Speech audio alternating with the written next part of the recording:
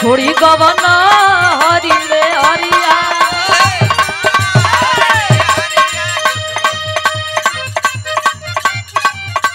दुलही कह दिया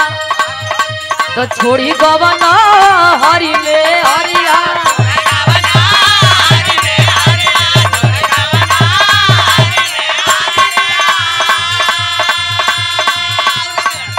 अरे छोड़ी गवना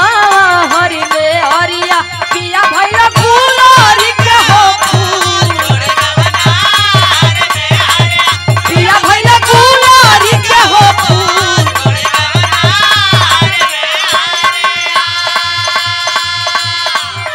अरे कवनी सवतिया मरले ममतिया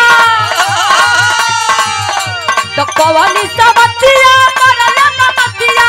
अपने गुजरिया के गइलत भूल सुन सुन लागे से गरिया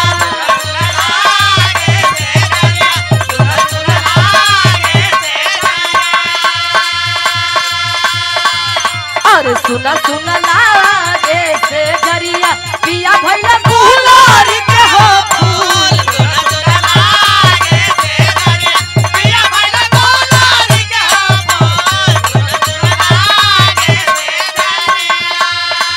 और बड़े सम्मान के साथ हमारे